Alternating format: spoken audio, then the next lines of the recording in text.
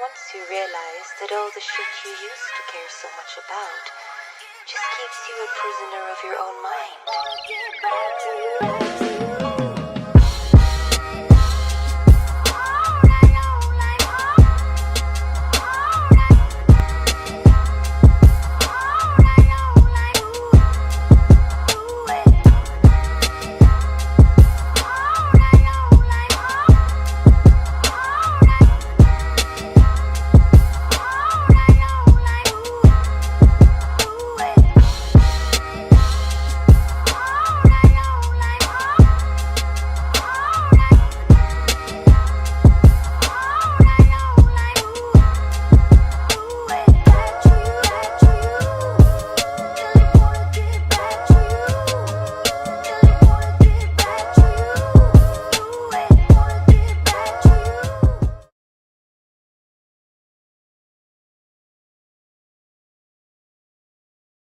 V and O, what you know? It is Friday night, and the feeling's right. And we are doing a live show tonight, man. We're going impromptu again, man. It's Good Friday. Happy Good Friday. Happy Easter to y'all that celebrate that, to all the Christians in the house. First of all, we got to do our stuff, man, and don't go look at them tonight, but but go and look at them. So I want to do give a shout out to my guys over at Shop Talk 7 and Dope Living TV. Yes. Shout out to Media Monix, Pod God, Radio Jesus, and Get This D over at Shop Talk 7, man. Those the big bros, man, on My Radio Chicago with Shot Blizz, man. Go ahead and download the app. They broadcast every day at 7 p.m. Every day at 7 p.m. You can catch them on the SDR Support District Radio app. You can catch them on Facebook, on YouTube, Facebook page. Go and check them out, man. Not tonight, though. Check out this show. It's going to be a hot show tonight. And my big bros and my big sis is over on Dope Living TV Live. My man, Greg Gray, Mo B, Marcy, Gina. Shout out to y'all, man. Y'all can catch them every day at 7 p.m. 7 p.m. So what you do is you start over at Dope Living TV, watch from 7 to 8, and then you jump over to the Shop Talk YouTube page and watch them from 8 to 9. I think they broadcast about 9. And then I always got to pay homage to my homegirl, Benika Henderson, over at Heritage Real Estate. Yo, V&O, what you know? I tell you what I know. Benika Henderson of Heritage Real Estate is the top realtor in the Northwest Indiana region. Whether you're looking to buy, sell, or rent, Benika can and will accommodate all of your needs. Give her a call today at 219-525-4018. Also, you can check her out on all major social media platforms. Just search Heritage Real Estate.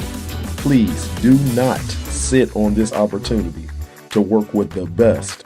Contact her today, 219-525-4018. Yes, sir. So if you want to get some real estate, you want to buy real estate, you want to sell real estate, you want to get into the Airbnb space, man, holler at my homegirl, Benika Henderson with Heritage Real Estate. Check her out on all major social media platforms. I got my man, Dr. J, tonight. What up, man? What's going on with you, man? Man, it's all good, man. I'm so happy, bro. Y'all, I want to get right into his life. Because Man, listen, this man has a, bro, from the moment your life don't even sound real. It sounds like a book. I'm writing it. V&O, what you know, man, we are ordinary people with extraordinary stories. This man has an extraordinary story, and it's still in the works, man. I met you because you wrote a sitcom, The Priestleys. Am I allowed Co-wrote. to say? You co-wrote Yeah, with absolutely. with my co-member of the Vibe, Yeah, Mary Selena K. Mary Selena K. Mary Selena K. Yeah. You wrote a sitcom, Definitely. and I thought when I met you, man, I thought you was a star. Like they said Dr. J, and I thought I just okay. I am a star. He man. flew in from LA, and then I didn't know you was local, and I could actually touch you. Yeah. Pause. But I don't know. You've been real kinky since I got here. I need an adult.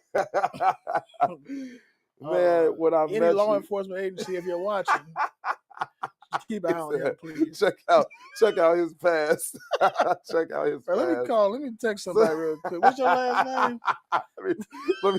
let me check your background, see if you're on any kind Right, of let's registry. see. I might need to scoot Nah, over bro. a little bit. Look, I'm light skinned to the max. I ain't never been. I can't go. I ain't going for nobody. You definitely can't go to jail. I can't go, man. First of all, bro, we're gonna talk about the preseason, but I want to say, man, They gonna have your shirt tied up. An intake. He don't even make it to the deck. Look at this pretty nigga here. Don't you dare smile in that boy. Yo, they ain't about to have me. We gonna see Ryan on visitation. He got Kool-Aid on his lips. All right, I know. That's not what I mean. Man, y'all get me out of here, man. Yo. You told some, can y'all hurry up and post my thing? Nigga ain't got no hair. Just patting my head. Bro, we was about to talk about the preseason, but since you clowning me, let's talk about you being a comedian first. I'm mad because look, man, don't nobody come on my show cleaner than me. Oh, man, listen. Look, you clean today, dog.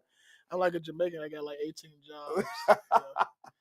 I'm the airplane pilot. I'm the stewardess. I'm the janitor. The co-pilot. I'm the air ticket seller. You clean today, man. I try to be. You know, so did you get the shoes in? Oh, snap. Oh, snap. Yeah, He got on pink bottoms. Yeah. After walking a little while. It matched your salmon shirt. This nigga got on salmon. And he went in the baby gap to get it. Oh! Oh! You don't have any salmon sweaters? It's salmon, nigga. No, you said salmon when you went. Because you ain't all the way, you know. You right on the verge. You got the light skin thing going for you, but still got some nigga in you, you know. So you go there. Y'all show me where all the salmon sweaters at. Salmon. And like, sir, we'll show you where the salmon sweaters are. No, the salmon was. My mama said the salmon because I be eating salmon croquettes. Y'all got any salmon sweaters? Yo. As soon as you see that, he said yes. I'll take that one. Yeah. Did I say yes with an A? Yes, that's the one. I'll take it. Yes. Give me 2 of them. Yo. Oh my goodness. Y'all see what it is, man. We got Dr. J, the comedian. The comedian. I think I put Pastor last on that. Yeah, please. I might not have no church out there. They know I ain't always saved. I'm a work in progress. I'm under construction. Bro, you just went on a 5-minute rampage on me, man. It's love Good it. Friday. It's Good Friday. Ron's sweater was at the mountain when he made when he had the 2 fish and 5 loaves of bread. The fish was the color of his salmon shirt. Were you there? Ron like, yo.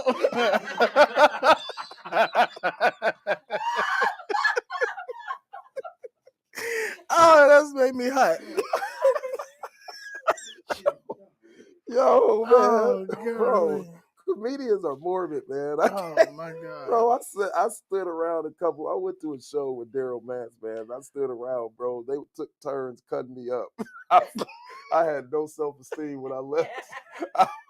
I just went to go ask my man if he could be on the show, and I walked away. I didn't even ask him. I didn't want to talk to him no more. I didn't want to talk to him no more. I didn't want to talk to none of them, man. They cut me up from head to toe. I was so mad. Oh, now my cousin cut me up in the comments. Good thing you ain't in a wheelchair. Because what do you do to vegetables? You roast them. Right?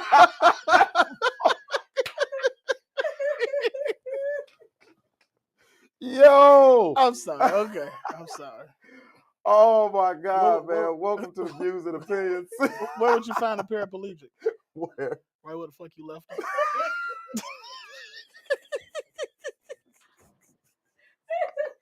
Walk Life Coach Jeff just left. He just left the room. It ain't going nowhere. Oh, Right. y'all, Wherever- Dr. J is a professional comedian. Oh my God. Okay. Professional. Bro. I wanted to end on the lighthearted note because we're going to get into it tonight. You ain't about to sway me. We about to get into the full testimony. Yo, Oh my goodness. you wrote a sitcom. Yes. Let's start there. Oh, cookies. Yes. Let's start there.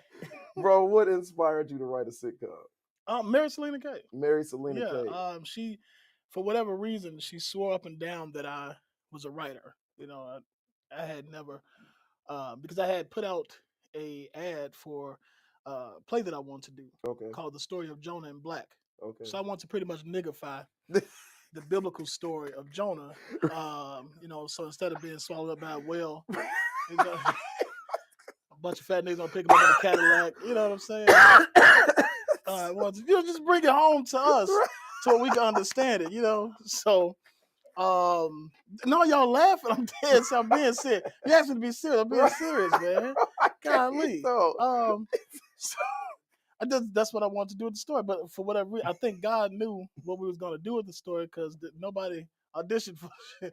Bro, they already made the story of Jonah, bro. It's called Good Times. No, they ain't just saying, no, not the way that we was gonna do it. Right. I was gonna perfect it. You Good understand what I'm Times saying? was the story of Jonah, Like, bro. Just going in the wrong direction Right. for the right reason, though. You know, Right. because I love the story of Jonah and how it captivates and encapsulates us as a people. Yeah. You know what I'm saying? Yeah. Going in the wrong direction, but ending up finding the right reason, the right purpose Yeah. in that direction. You know, but I just wanted to make it more unified for us. I wanted to make it fit us. You know. Right.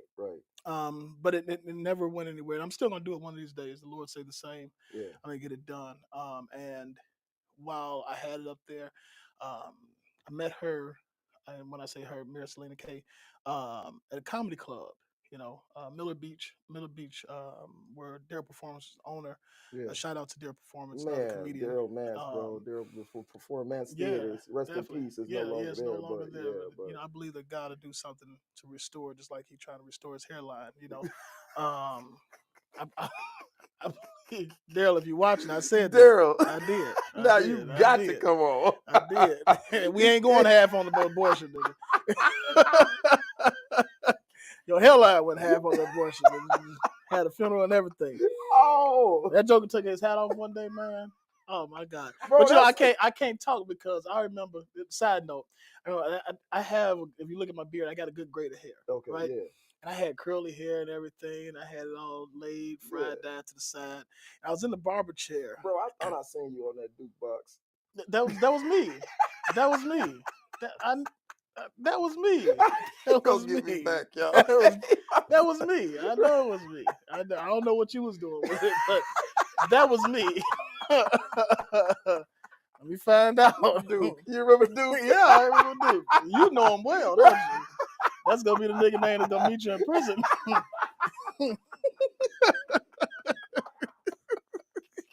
They say your hand nice and supple, like a lady. Listen, man. So I'm sitting in the barber chair, right? And he cleaning me up, right? Yeah. We talking and everything, cleaning me up. And I felt the liners back here. I said, "You messed something up there?" He said, "No, nigga, this your line." I said, "Man, cut that shit off." You had me leaving about here like that, my hairline in the middle of my head. You know, Peebo Bryson. Man, come on, man. That wasn't even a Peebo Bryson. That was a George Jefferson. You hear me? So I was like, you got the stadium seats. The seats ain't selling in the middle. Yeah, man, just cut it out. Let it go. So, but yeah, so Daryl, love you, man. So I was there doing my first couple of sets, you know, very new to stand-up comedy. Yeah. I've been a comedian all my life, literally, since I was a kid. My nickname, my mom used to call me Bozo. Yeah. You know, if you guys remember Bozo the Clown. Yeah, yeah. And because I was always doing something. I was a fat kid, had asthma. So being the youngest of 4 boys, I had to find something that I could stand out. Yeah, yeah. Oh, you were the youngest. Yeah. Because I couldn't walk out because I had asthma. Right. I was fat, so I had to find something to stand out. Right. So I, found comedy, Yeah. making people laugh and Yeah. everything. And it just came natural. Like I don't even have to work at it. You know what I'm saying?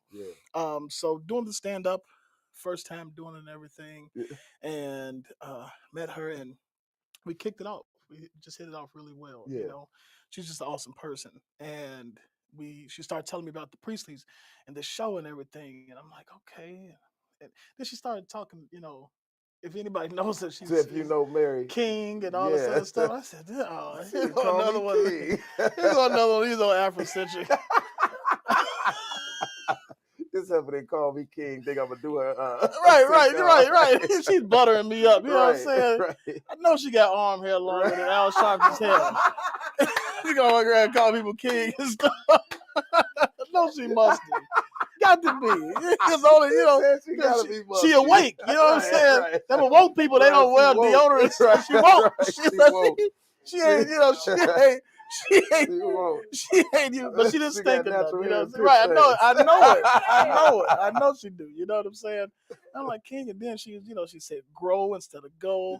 And she's had this whole culture idea. So I'm like, man, this is a dope woman. Then you sit down, you talk to her. Oh man. And you're like, wow. Yeah. Now I'm gonna say this, and I pray some of the folks from the church are watching.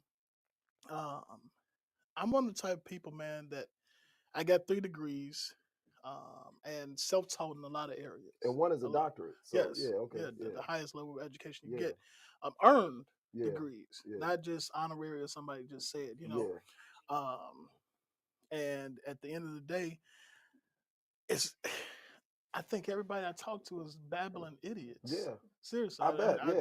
I I'm hope not that trying I'm to be. not that, but We'll figure out by the end of the show. Just keep talking. Right. We'll see. I'm gonna sit here the whole show. Like, and you ain't got nothing to say. This your show. You ain't talking. And I do. So meeting her, and I'm like, wow, here's a person with intellectual dialect on my level that I can hold a conversation with. And not, turn to Charlie Brown after the first 2 minutes. Because it's like, some people, you just like, oh, my God.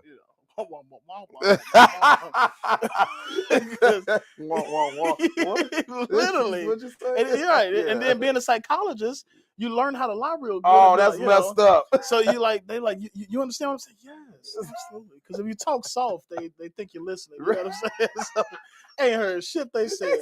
I stopped listening when they said, "Can I talk to you?" Out there taking insurance money. It's the legalest scam that you could possibly run. It is. So we ended up, conversing more, and she told me more about the show, and then Rock Truth, and the cafe, and Rock Truth this, and Rock Truth that. And I'm like, okay, wow, there's a lot of stuff going on. And we ended up sitting down the first time to write, and we came up with the first. I'm gonna tell on you. She had did the first episode, and it was my fault. I take credit because we were supposed to submit it within the time frame, but my schedule. Yeah. Oh my God. Yeah, you everywhere. Everywhere, all over the place. Yeah. And it slipped my mind. It did. So when she told me, she said, "Oh, we're supposed to have it in by tomorrow at this time." I'm like, well, that ship done sailed. Right. Tomorrow. I don't know what we're gonna do, right? Yeah. So I said, I tell you what do you have? Because we had like a skeleton. Yeah. I said, okay, we'll just put something together, get that. And she submitted it, so the person that she submitted it to, they accepted it, but they was like, it could do this, could do that, do that. Yeah. So we, over the phone, literally, while I was driving, and she was pretty much, I was taking dictation. Yeah. And we came up with the whole first episode. You wrote a script. The entire script for individuals. Goodness. Yeah. I think we had 4 people. 4 characters. 4 characters. Yeah. And literally, within, I think, maybe 2.5 hours. Wow, man. And submitted it. And the person that we submitted it to that seen the first one was like, I don't know what y'all did in the second one, but this is it. That's it. This is what it's supposed to be. He added some Dr. J to it. Yeah, this is what it's supposed to be moving forward, Yeah. What was it? What was it that you added? You think it's just that you're a comedian, and so you added a little comedic I think it Just was, some comedy to it. logic and comedy. Okay. Because if you take, comedy and make it logical, or Yeah. you take logic and make it comical, Yeah. it works either way. Yeah.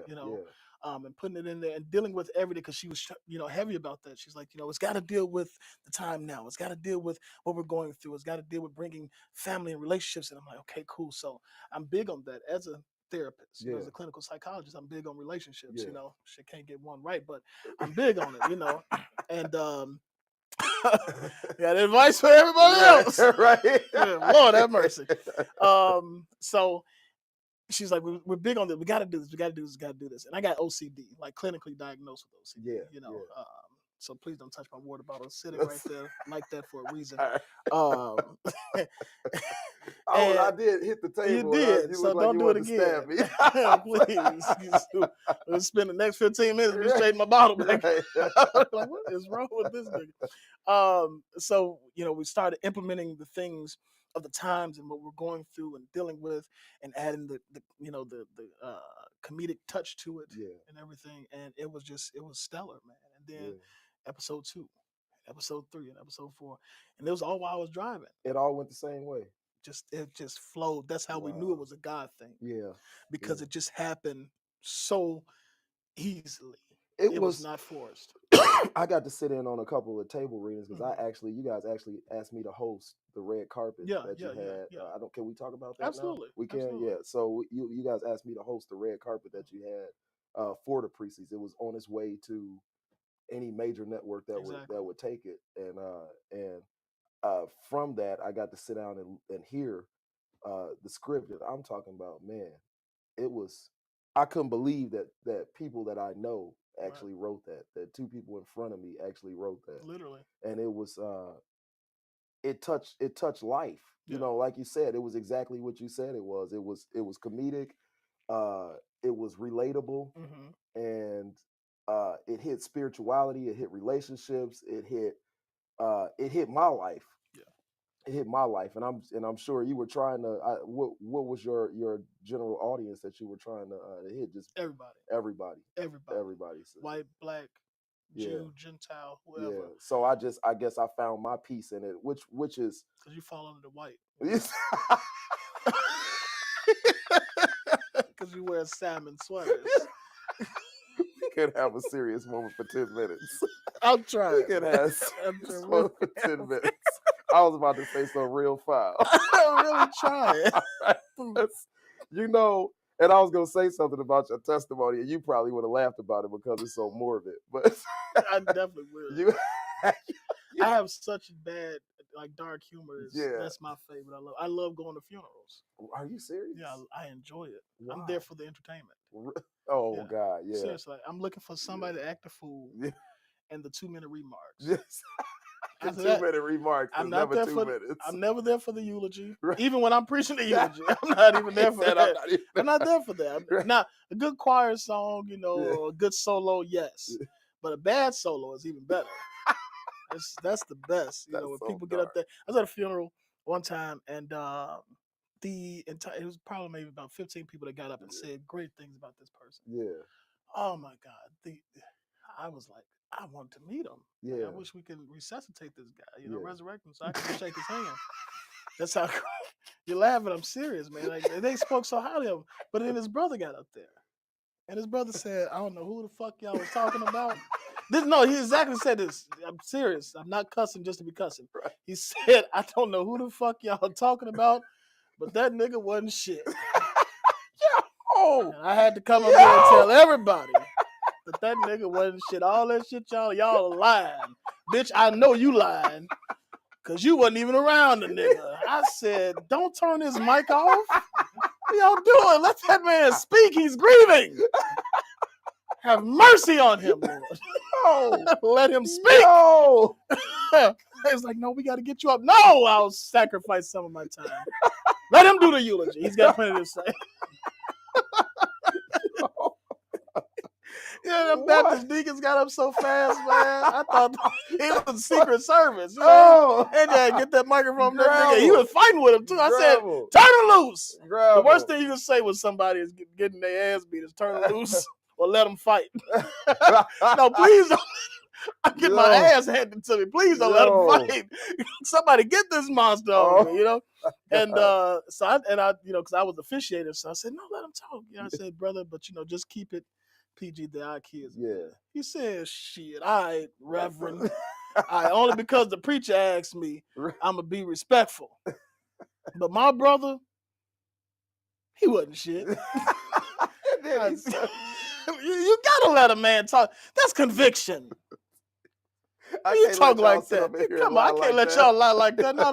Not in God's house. No, I can't let y'all do it. And he refused to let him do it. So yeah, it's not, you know, my sense of humor. Like I see people falling, and it's hilarious to me.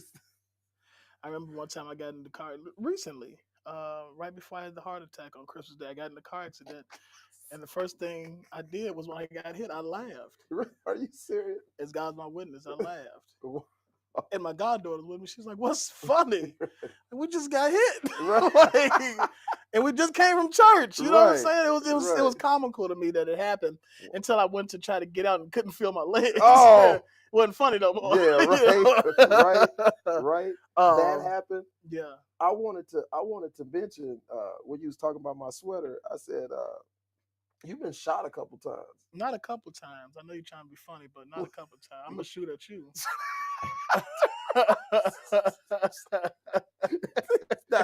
not gonna shoot at you. I'm not gonna shoot at you. Okay. I won't shoot at you, Ryan, because you're a nice guy. Thank you. You are. You're a really nice guy. And I say that emphatically and serious. When I first met you, I was like, it's something different about this guy. Yeah. You know, like he's not like the nigga, you know. But he's a good guy. Yeah. You know, and then when you start sharing with me, you know, your story and stuff like that and what you were going through, I shared empathy. Yeah. You know, because I had been through the same thing. So, but I'm like, man, this is a cool guy. Thank you, man. I appreciate that. I mean that. So I would never shoot at you.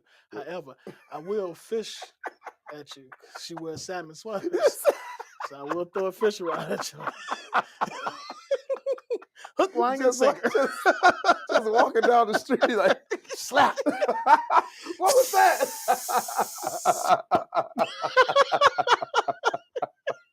Yo, man. Oh, my God, man. How many times have you been shot?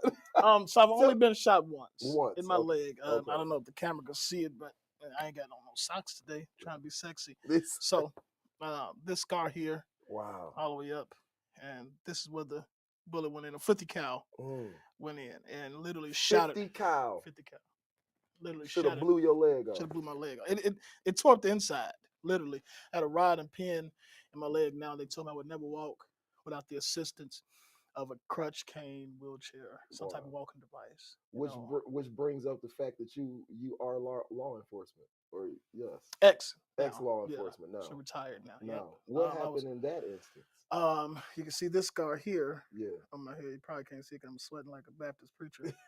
Let me wipe it off. I told Jeff it was hot. God said, since it is Good Friday, yeah. One Friday evening, he died. Didn't he die? I'm like, yes, we know he died. Stop it. What you asking us for? Didn't he die? He's not here no more. I know he died. Did you just poop? No. You trying to shake it out? No, that's that preacher leg, bro. You know the preacher. When they sit down, they still be preaching. And yeah.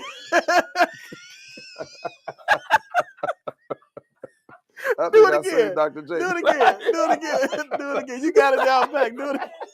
Do it again. Do it. I'm not, do it. No, I'm done with you, man. Do it.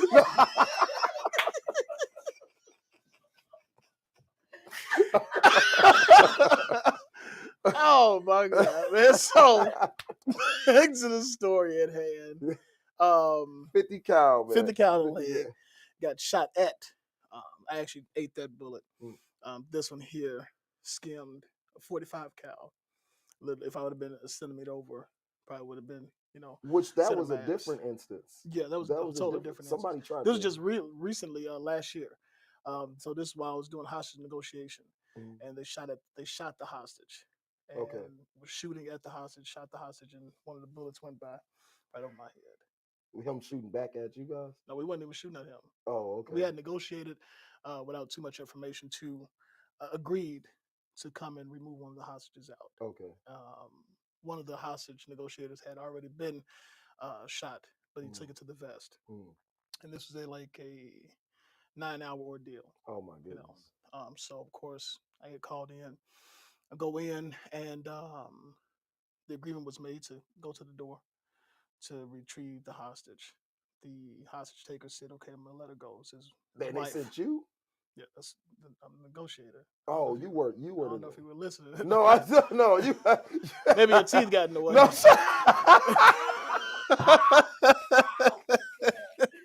I'm done.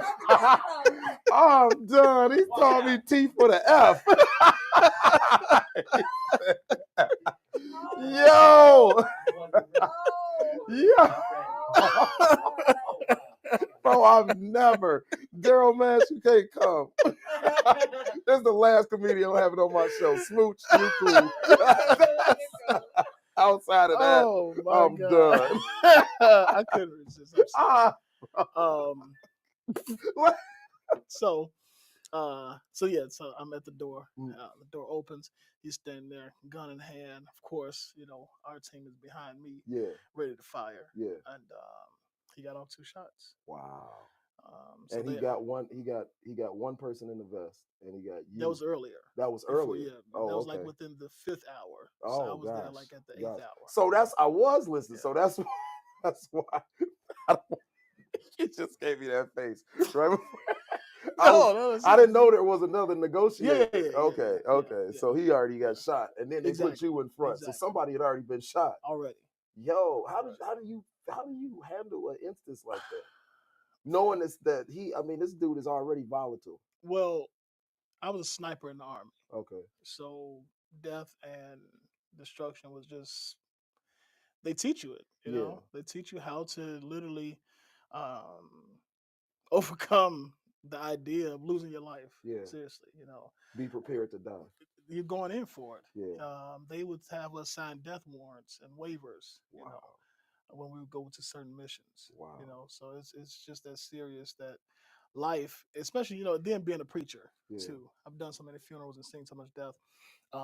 It's like, okay, it's bound to happen one day. Yeah. And one thing I do know is that there's nothing you can do to shorten or lengthen your time here on this earth. Yeah. There's nothing you can do. Now, you can not live healthy and you have a hard time while you're here. Yeah. Yeah. But it ain't no such thing as, they gone too soon. Yeah. No, that's not you true. go right on time. Yeah. In God's time. In God's time. Do you, because now you got me thinking. I see some of us aren't some of us aren't ready to go. I mean, have you ever felt not ready to go? Like you got more life to live, or have you? I mean, I know this probably sounds morbid, but I'm ready. At any time. Like if I went today, really, especially after pastoring black niggas, take me now, Lord. Right? God damn, now. Just now.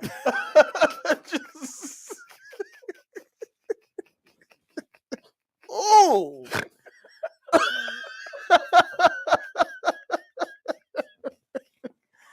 And I say that for every pastor that's probably watching. I'm speaking on your behalf. I know y'all won't say it, but I will say it for you. I'm the Bernie Mac of preaching and pastoring. I'm going to say what y'all won't say. Ooh. Golly, it ain't nothing like a nigga to make your ass itch. Oh, my God. And they want you to be compassionate, and loving and caring. And you have to sit there and listen to some of the dumbest shit you ever heard in your life. Pastor, I just called because the Lord put it on my heart to tell you I got a hangnail. Bitch, I don't care about you having no hangnail. But you have to sit there and be like, well, I know the Lord gonna work it out. I know he is. Yes. Yes. Let us pray. I can't.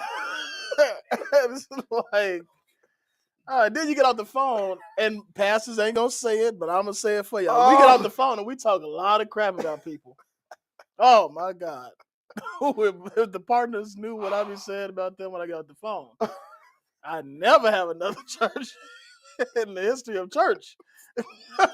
But it's a genuine, because it's family. Yeah. This is what family does. Yes. You know what I'm saying? Yes. You got brothers and sisters and relatives and stuff like that you tolerate because you love them. Yeah. And if it wasn't for the fact that you love them, man, you ever seen Head of State? Yeah. When Bernie Mac got off that train and started slapping everybody. I forgot about that part.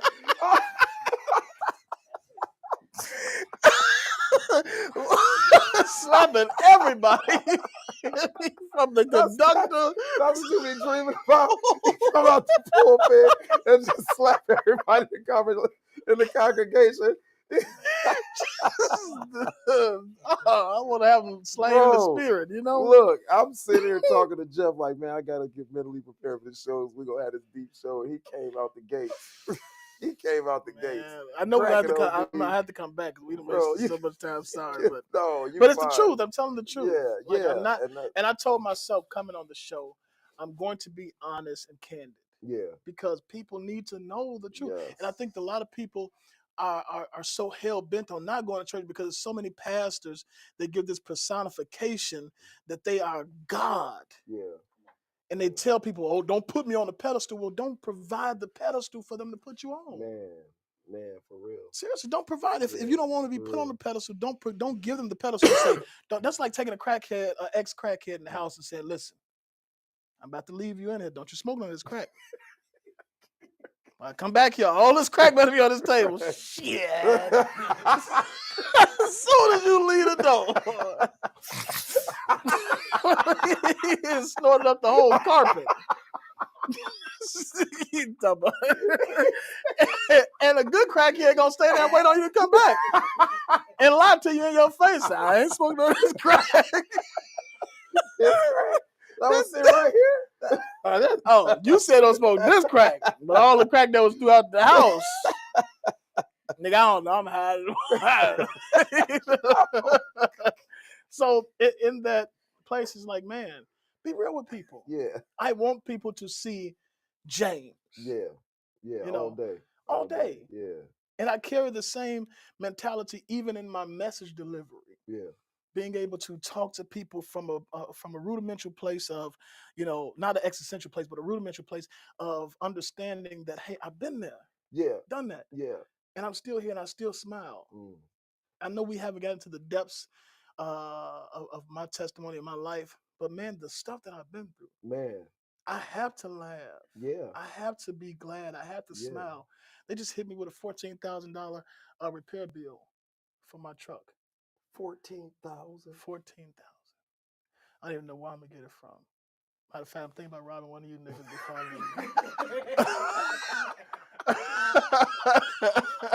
Bro, as I look around this room, you might come up short. I thought about that too. Look. These some broke niggas in here. Hey, that's you how I be at come church. About 13.5 short. 13.5, 13.9.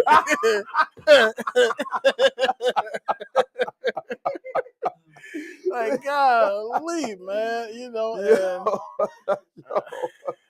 I don't have no coochie to sell, so I just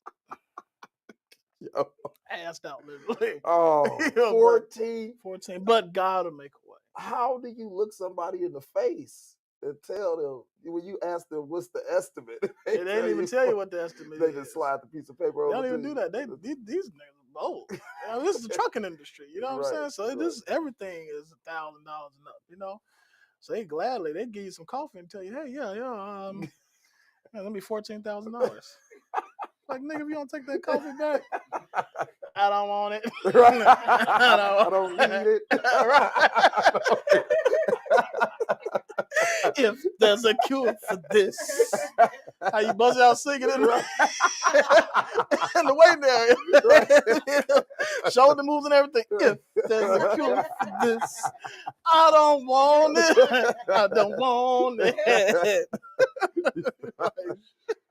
Yo, and Okay. that's it. That's how you make your money right now. That's how part of some of your money as That's a just how I pay trucker. bills. Yeah, Anyway, how I trucker, make right? money. Yeah, Because one, you can't make money.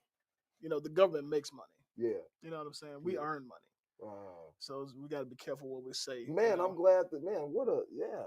You're right. I never looked at it And like then, that. you know, being Yeah. in law enforcement, I don't definitely want to be on live talk. I make money. But are you able to talk about it? About making money? Because at one point in time you did.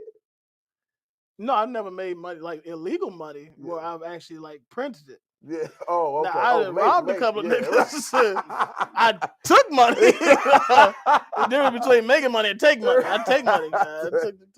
No, seriously, that was part of my testimony. You know, when I was on the Chicago police force, we was shaking down drug dealers and working with them. You know what I'm saying, providing security and stuff like that. And man, I had $427,000 put up. Cash money. $427,000.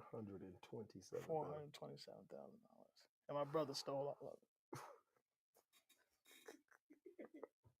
No, y'all laughing. No, I know. While I was dying of cancer. What kind of sorry mother? Terrible. Just terrible. But you know what? I couldn't blame him because if that nigga was dying, nah, you ain't gonna be here. You don't need it.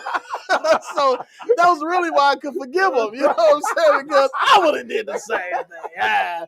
But you could have waited till they made funeral arrangements. At least, nigga, this nigga like he got cancer. Right.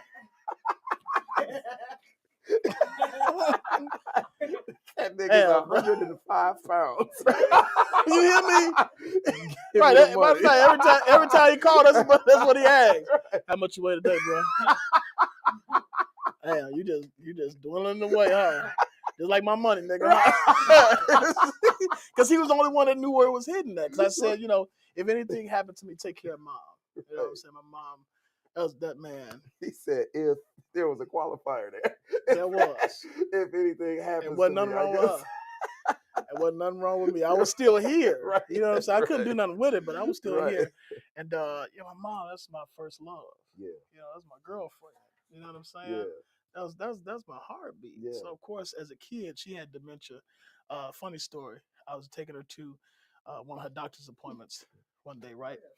And you know, she would have those moments when she was just silent. She wouldn't say anything. Yeah. It was about a 45-minute drive. We were going up north, and at the time I had a Audi. I had an Audi A8. You know, navigation and stuff in that, right? Yeah, yeah. So we're driving. The British lady, you know, she's like, 1,000 feet, your destination will be on the right.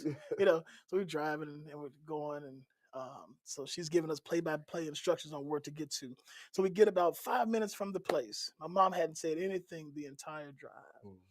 And the British lady comes on. She says, in 1,000 feet, your destination will be on the right. And she says, shut up, bitch. He know where he going. Man, I almost lost my life, man. Because it came literally out of nowhere. And I said, Mama, that's the GPS. And I was pointing to the dashboard. She said, oh, you got white bitches in the dashboard? Your ass going to jail. I knew you wasn't no goddamn good. I said, Lord have mercy. Help this woman, please. You know, so she had her moments of cognitivity. And so I loved her. You know, I loved her dearly for it. And she would have those moments where, you know, couldn't stand her. You know, and then there was those moments where I was mad because of her condition. Yeah. You know, but I wanted to, you know, as a kid, I always said, I'm gonna buy my mama a house. Yeah. I'm gonna do this. You know, we all said about our mamas and stuff like that. Half of us is lying because we never made it to do it. But, you know, those that had the opportunity, wherewithal to get to the place to do it,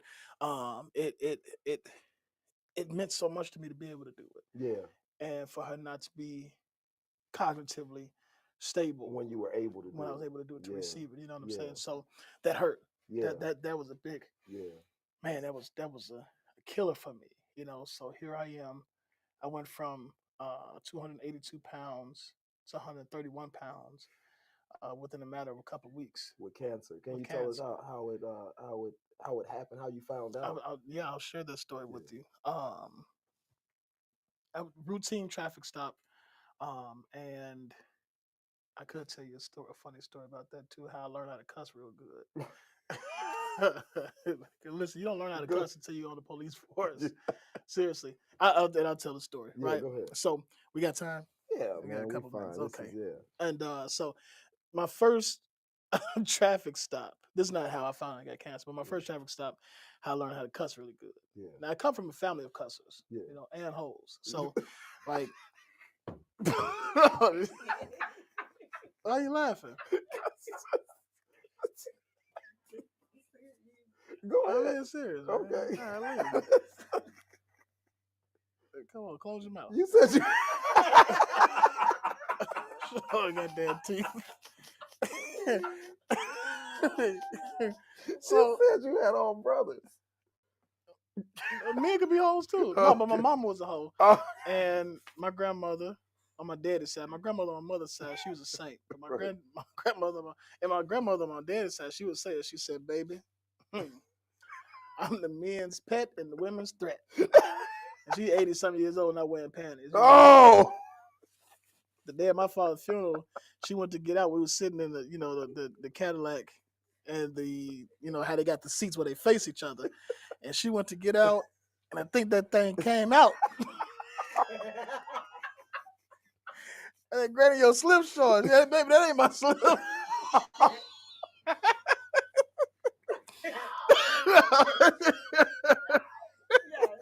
Bro, you, something wrong with you.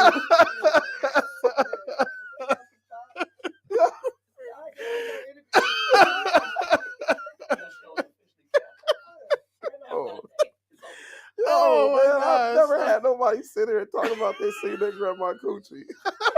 I didn't want to. It wasn't voluntary, nigga. I wasn't looking for it. It just came out. Peekaboo. I was traumatized behind that. Oh. They thought I was crying about my father's funeral. I was crying about what I seen before we came in here. That old Loch Ness monster came out of that thing, man. Lord have mercy. Granny! Put it away. She said that wasn't no slip. She said, man, that ain't my slip. It slipped out, but that wasn't no slip. And so that's come from, and having that. I don't even know what I was talking about. You was talking about how you learned how to cuss. So police force, right? Yeah. So I already was in me, but college educated and everything, went to all white, predominantly white grammar school, Alice L. Bernard Bulldogs, right? And pull over a car. Okay. I walk up to the car and I said, "Excuse me, sir." And we were in Cabrini Greens. I was in the 18th district. "Excuse me, sir, can I get your license and registration?" The dude in the car, he said, "Man, get your bitch ass away from my motherfucking car. Oh, you a nigga, you a rookie." I was like, that's not nice, sir. Let me get your license and registration. He said, "Man, I ain't giving you shit." I said, "Dang, this guy didn't have his Wheaties." This Section 8 really getting to these people down here. So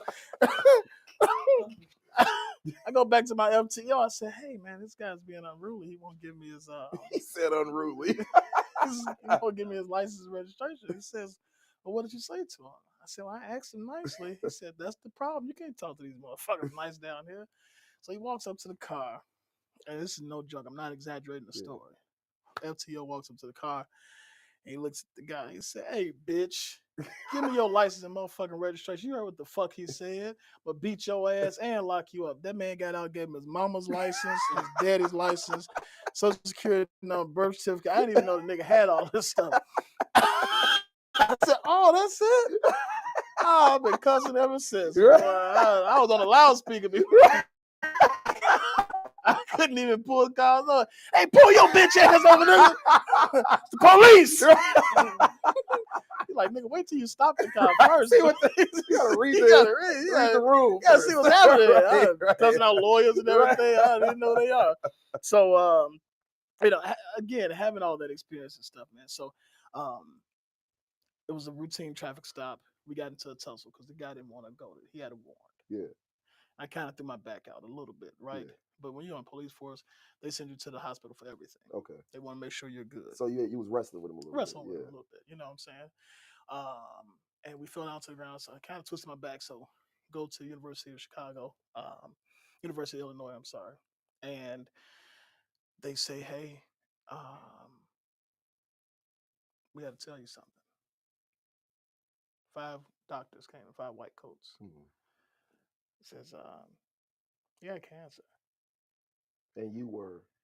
I'm 23. 23. I said, y'all lying to me. Yeah. Y'all got the wrong patient. Yeah.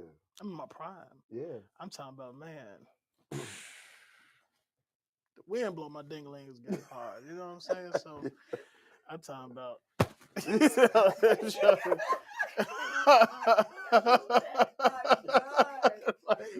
Thank you for tuning into the VNO. This will be the last show they ever allow me to have. And I'm like, no. And I had this testicular cancer, you know. But I was out there, again, come from a family of hoes, so I was out there, doing horse things. So I thought for sure. You thought it was VD. I thought it was something, literally. So I'm like, one of these hoes that gave me something, Which one of you hoes that gave me cancer? Which one of y'all? That was on my mind. Which one of y'all? Let me look through the phone. It had to be that nasty ass Keisha. I know that. Girl, you didn't gave me cancer. What you been doing out here? You been messing around with Mr. Willie. Been messing around with Mr. Willie. I know he got that thing. I know he got cancer. So, man, it changed my life. It's amazing how powerful the brain is. Yeah. Now, all this time, I'm working 16 hours. And you had it. Had it. I was at stage 2 at the time. Wow. You know what I'm saying? Stage 3. I take that back. Stage 3. So stage 4 is the highest. And I was losing weight, but it was summertime and I'm working. So, of course, I would get tired pretty fast, but I was working so much. Yeah. I remember I was sitting on my mom's couch and I bent over to untie my boot and fell asleep. Really? Like, fell full asleep. Really? And Mary knows I go to sleep. I don't need an invitation. Yeah. I would go to sleep like it's nobody's business, Yeah. And it was worse then because, of course, I was working so much. Yeah. And my mom woke me up because she came downstairs. She's like, "Oh my God, he dead, he dead, he dead." But I wasn't. I was sleeping. Kind of like Lazarus. He's not dead. He's sleeping. He only sleeps. Right. So, and so there, and they break the bad news to me, and my life changed. Yeah. Because now it's like, wait, I got to take this serious. Right. And then my body caught up with the news. Because your mind. Because now my mind is aware of it. Yeah. As long as I wasn't aware of it, I was good. Right. I would have checked out here and didn't even know it. You know what I'm saying? Yeah. But once I was aware of it, then it was heightened. Yeah. Now I'm more conscious about it. Yeah. And then I ended up being hospitalized, stayed in the hospital for 17 and a half months. And that's my brother robbed me blind. Stole all my money. Wow. It's okay to laugh. I'm sorry. It's okay to stole it all. But and to this day, I'm still there for him. I love him. Yeah. Because so you still talk to him too? Absolutely. Really? Absolutely. Because in my mind, one day,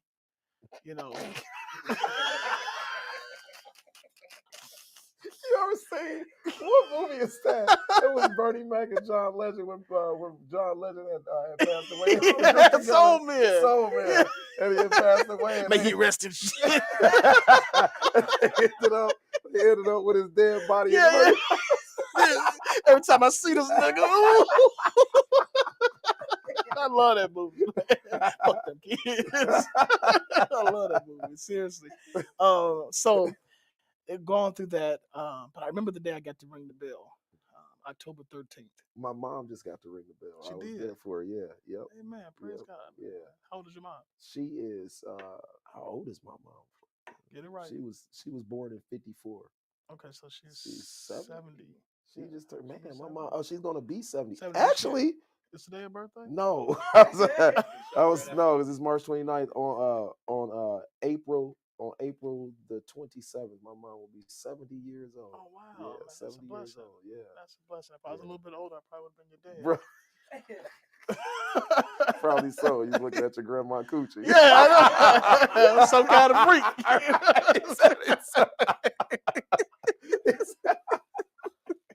It was almost the color of that sweater. Almost. The blue part.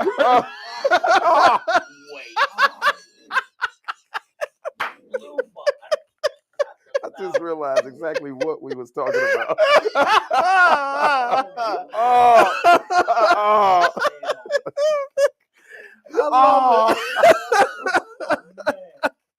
I love it, man. So, of course, getting through all of that, and stroke survivor. Yeah. Had a stroke 3 years ago.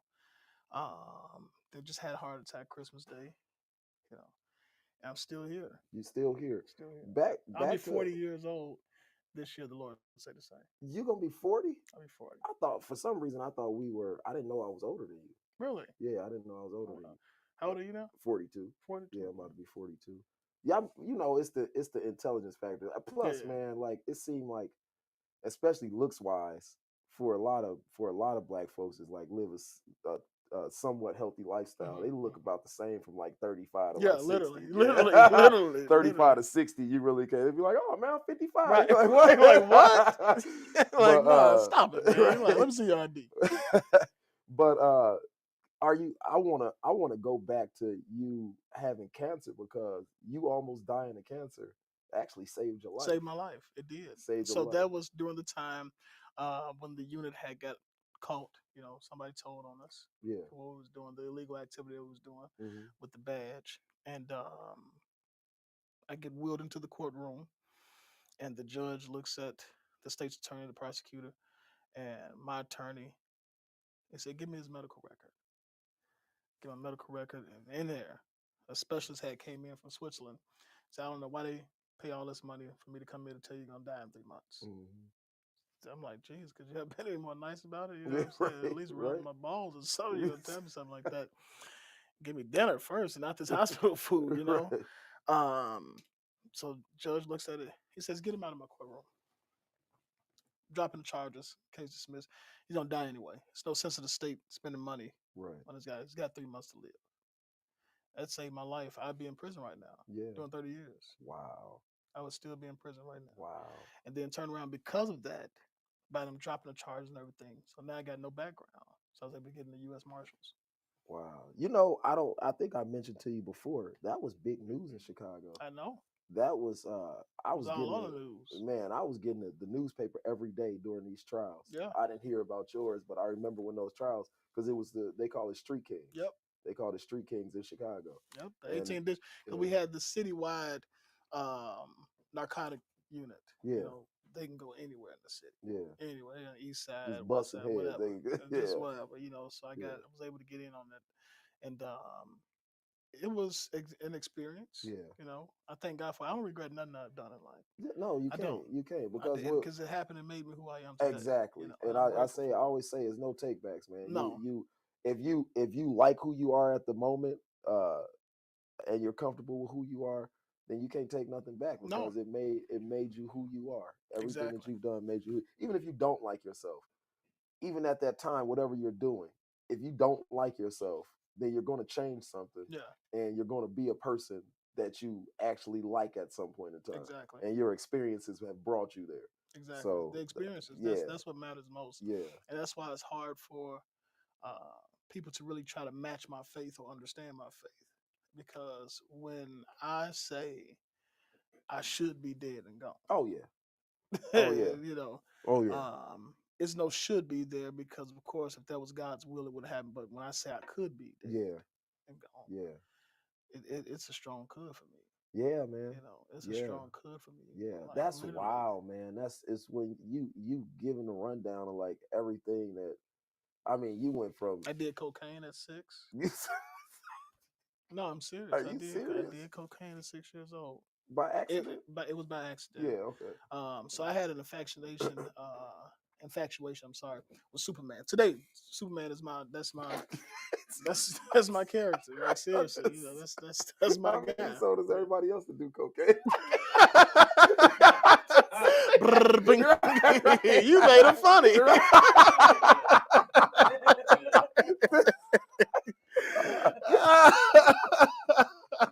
I can't even joke on my own show.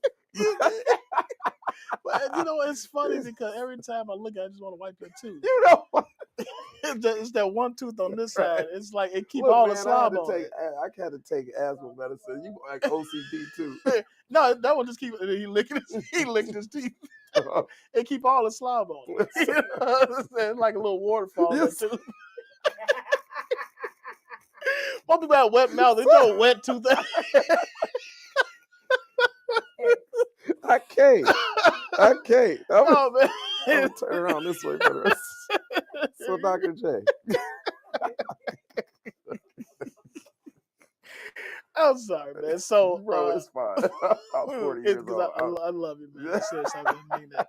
It's real love, for real. What was I saying? I forget because you was no, and usually I don't forget. You was talking about doing cocaine. Yeah, it's 6 o'clock. Yeah.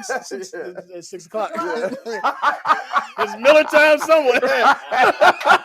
I was talking about that pump I hit before I came in. Right. It's 6 o'clock today. Huh? It's like, got here so fast. No, man. It's hot in here. I'm gonna tell you something you don't know about me, Joe. I smoke rocks. I'm the crackhead that they can't leave in the crack house. You know what I'm saying? But it don't work because I ain't lost no weight. So, and that myth about eating carrots is a lie too. Yeah. It helps your eyesight. Okay. Because I used to eat a lot of carrots when I was young. Right. Like right out the garden, Right. seriously. And but I messed up my own eyes. That's another story. I don't know if I had time for that. It was really You funny, got time for all the stories you want, man. Okay, I love it. I'll share that one. But yeah, so and thing with cocaine. I had a thing with Superman, right? Yeah. And I had a blue onesie, right? Picture this. Yeah. I'm probably 200 pounds at 6 years old. Are you serious? Serious. I was severely overweight, and asthmatic, of course. Right. So of course they had to cut the feet out, the bottom of the onesie. Yeah. So just imagine this little fat kid running around, this tight onesie on. Hey, come on, man. I'm sorry. Trying to be serious. I'm sorry, bro. Laughing at my struggle. Right. He didn't talk about my sweatshirt. Call me Big T McGee. So I'm glad I have my hat on for the show. We're gonna talk about that hat in a second. It look like one of them rolled up condoms. Is the condom still on you? It's still on. Whole time you got them two fingers trying to roll that joint back.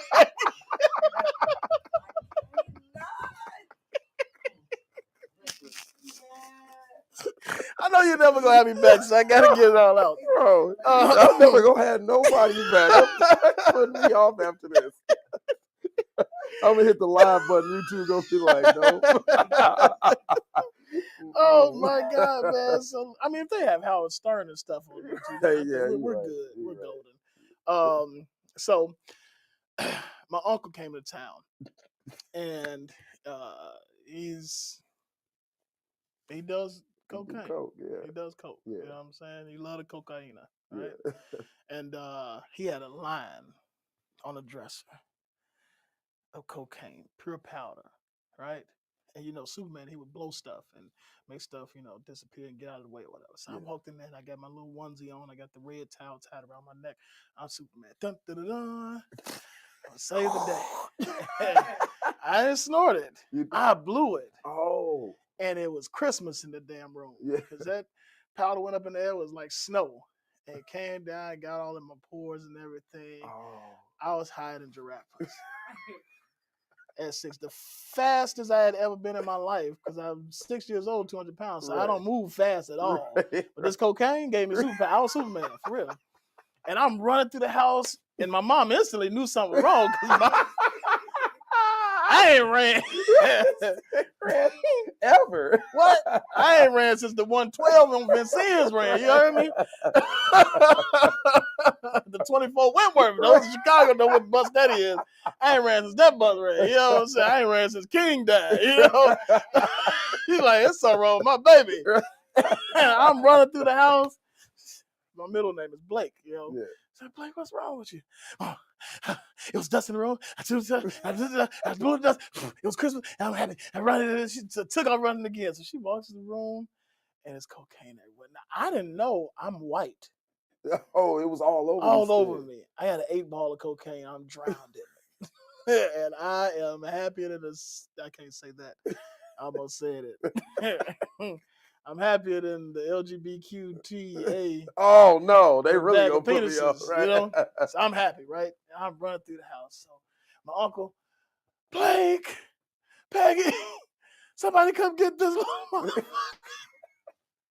Oh my God, I run through that. He said, but what did you do? And I told him again, you had dust on your dresser? I blew all the dust off. There's no more dust. I cleaned up your room. You ain't got no more dust. I'm Superman now. I took off running. He took off after me. Now, mind you, I'm 6 years old. Right. In the onesie with no feet. Got no foots in this thing, okay? And it's 92 degrees outside. It's summertime. I got a red towel trailing behind me, okay? We stay on the busy street, Vincennes Avenue. It's traffic all day long. Yeah.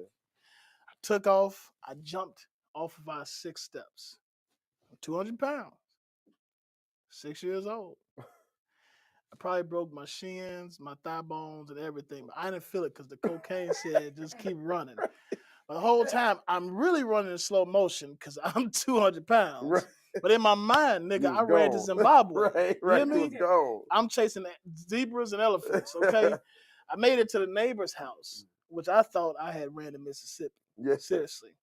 I'd fall out, have an asthma attack, a heart attack, you know, at 6 years old. You had a heart attack. Heart attack at 6. But they can't take me to the hospital No. because I got an 8-ball of dope in my system. Right. Everybody's going to jail if they take me in there. Right. They got me in the bathtub, putting ice stuff on me, trying to get me from ODing. At 6, I OD'd at 6. True What? story. True story, man. What? And I'm still here. Yeah. So I think that's what attributes to a lot of the craziness, because I think some of the cocaine's still in my system. It's still there. It's not all gone. So luckily, I made it through that situation because many didn't make it. Yeah, man. For Many real. didn't make it, you know.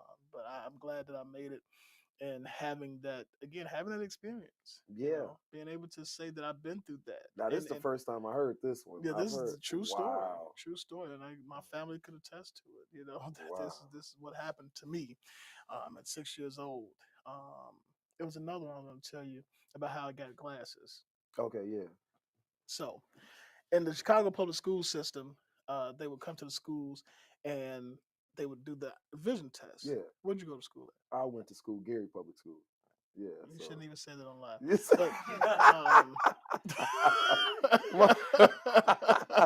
Look, man, shout out. No wonder you say Salmon. Shout out to Gary Public School system. Yeah, shout out to man. the educators in Gary. God bless you. Real good. You need it. And so they would come to the schools and they would do. Did y'all have that? Did they What come? school? Oh, No, oh they yeah, come- the eye people. Yeah, yeah. And they do the hearing test. and Yeah, stuff like yeah, that? the Okay, hearing test. okay, Yeah, okay. yeah. So I thought we was uppity. No. But it was a public school system, so Right. I guess it was around, for the public. Yeah.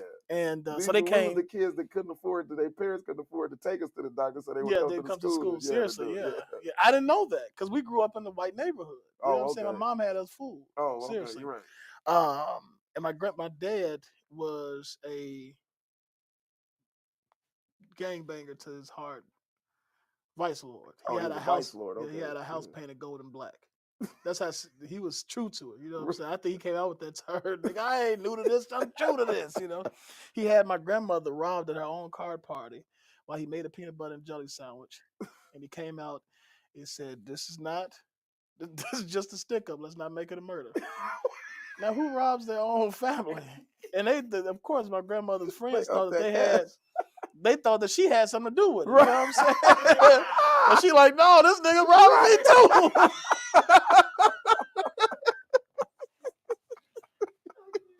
My daddy was a hellion, man. So, and I remember this vividly too. I was 4 years old. I had to be about 4. My father murdered a man on the west side of Chicago, put him in the trunk of the car, brought him back to our house on 105th and Vincennes, What? threw him through the front window, and put 2 more bullets in his head. Why? And called the police and said the man broke in. And That was it. Didn't go to jail or nothing. So I witnessed that. at 4 years old. So seeing all that stuff and growing up in that, and then my dad was abusive to my mom. Yeah. So he would make us sit and watch him beat my mom. Are you know. serious? Seriously, man. It was that's why domestic violence, I don't play with it. Yeah. I don't care who you are. If you call me and say that you're in a situation, I don't care who I'm with, where I'm at, I'm coming to help you. Yeah. 'Cause I watched that. I watched my mom suffer that, and she was such a strong woman because she was so much. My dad was bigger than me. He was Yeah. like 6'8". Oh my God. You know what I'm saying? Big old guy. Yeah. You know, like every bit of 420 pounds. Wow. Muscle. You Wow. know, you think my hands are big? Yeah. His was the size of this table. Really? You know. Wow. So to watch him pommel on her, Yeah. beat her and stuff. Wow. I vowed to this day I've never hit a woman. Yeah. You know. Yeah. And I would never, because it just, even just talking about it now, you know, it just brings back some I feel the horrible same. memories, you I know? feel the same way. Yeah, I could never. No. Could never. They I make mean, you want to. I was just about to say that. I was just about to say A that. slam Look, and a hit, that's a little different. And you're not being interviewed, man. I never hit a woman. I shook one. I slammed the shit out of one of them bitches. I ain't hit her. I slammed the hell out of her. His body slam. He said, I said my daddy beats my mom. Right. He never slammed her. He never slammed her. I one-upped him. You know? So seeing that and everything, and you know, growing up, and we grew up in Beverly. Okay. You know, in Chicago, Hey, Beverly. Yeah, beating her up in Beverly? in Beverly, man. Nobody was calling the cops? Not on him. Oh, yeah. Because you seen it, you're like, I don't want to mess with that nigga. Right. Seriously, you know, his nickname, because his name was Kenneth, so they would call him KK, Okay. Kenny the Killer, because that's what he was known for, you know. So fast forward, we're living in Beverly, and we're in school, and Jamar Shelton, I hope he watches this. Good friend of mine. He came to the school.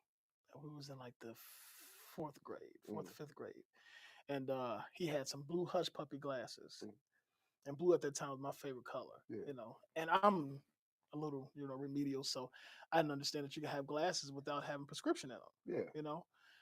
You saying like, you know, come on. No, I mean you can. You didn't know that then. These glasses. You didn't know that oh, then. you mean as a kid? Yeah, as a kid, we didn't know. You thought everybody had glasses. No. Yeah. Everybody had I can't glasses. smile on my show. I can't wear my sweatshirt. Can I be Dr. J? Can I live there? Like, Can I be after the show? Right. So he came and I'm like, man, I want some hush puppy glasses. I went home. I told my mom, like, Mom, I want some glasses. She's like, boy, your eyes are fine. Yeah. Like, no, they're not. So I started lying at school. You know, I would tell the teacher, can I move to the front of the classroom? I can't see and all this other stuff. Oh, I got a headache because I can't read this. And I'm starting to stumble. Excellent reader. Yeah. You know, but now I'm pretending and stumbling over. So the teacher, Miss Christmas, so I was in fifth grade, Miss Victoria Christmas. I love that lady. She sends a letter home. She says, you know, Miss Cheatham, James really needs glasses. Yeah. So, bingo. The blue hush Bingo. puppies. We in there like fat girl booty head. You hear me? So we go to Crystal Vision on 107th and Western. We walk in there, and when I went in, Ron, I heard angels. Because I seen the whole display. They had reds and yellows and blues and greens and oranges. And I'm like, Eureka. I can take my pick of the litter. This is great. So I go in the back with the optometrist, and he checks my eyes. He said, yeah, James, you definitely need glasses. Now, did you cheat? I did. I'm lying my ass off, man. See? I can't lie about this stuff I'm making up, man. No. Like, so read the letters on the wall. Elephant. I see a zebra. No, read the letters, sir. The letters. Oh, nigga, I see figures. Oh, your eyes real bad. That's a letter? Yeah, that's a letter. This you know, nigga's blind. he needs a check. Right. How did you get here, young man? Right. Gee willikers. The worst eyes I've ever seen is optometrist. And so I go in there, man, and I line to the doctor and everything, and he's like, yeah, you need glasses. So come out, and he says, all right, well, you know, pick your frames and everything. So I went right over there to them blue hush puppies. Boy, I knew what I wanted. I was on a mission. I'm going to get these glasses. So here's where my life shattered. And to this day, I regret my mom for it. When she was sick with dementia, it was a couple of times where I kind of wanted to push her down and stuff because it just really got to me. Like you let me mess up my eyes for this. Yeah. You knew. You think she knew? She knew. She knew. I knew she knew. Because I'm gonna tell you why she knew. Mm. We get up to the counter, and the nice white lady, and white people are so, they funny, man. Especially when they know that you done did something. And they got something over you. Them Karens back then. They think these Karens now is something. Them Karens back then, my God, they was real, boy. So the lady's like, oh my God, great, James, you're gonna love these glasses. They look so wonderful on you. My goodness. Oh, you like the hush puppies, huh? Oh, we're gonna get these in. So Miss Cheatham, how are you gonna be paying for this? You're gonna be doing cash, credit. Well, you have insurance. My mom's like Medicaid. It's like, oh well, we're gonna have to put these over here. And she reached down up on this damn counter, man. And she pulled out this trunk. It wasn't even the box. This is a damn trunk. And when she pulled it up, it was a couple of pirates with this motherfucker. This is a treasure trove. Arr, man. Batten down the hatches. Man, listen. She opened that joint up, and oh my God, nigga, I cried. It was bad, badder, and worse. There was the 3 frames you got to pick from, right? And my mom, of course, says, ooh, I think you look good in those. Bitch, shut up! Nobody asked your opinion.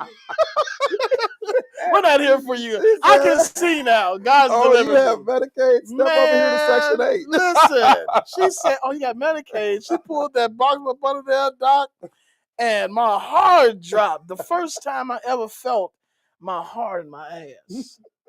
That was the very first time I had ever felt that feeling in my life. So I know what that feeling is. They got you back. Oh, my goodness, man. And listen, those glasses indestructible. And I didn't know they was making them at the prison. You know what I'm saying? Yeah, they was making these at the prison. So it was some prisoner that knew that James Adams was going to get these glasses. He put some extra plastic in them jokers. My cousin had up there, bro. Man, you talking about birth control? Bro, because you won't get no coochie with them glasses on. You wasn't nobody messing with you with them glasses. Right? Not at all, man. Them glasses was about this big, and they would leave indentations on your face, and anytime you got 1 degree hot, they steam up. From right up in here, you know what I'm saying? Because they was so big and they covered your face. And I'm standing there looking at them glasses, like, but what about these hush puppies? So the lady gave the price to my mom. My mom was like, yeah, you might as well just put them on back.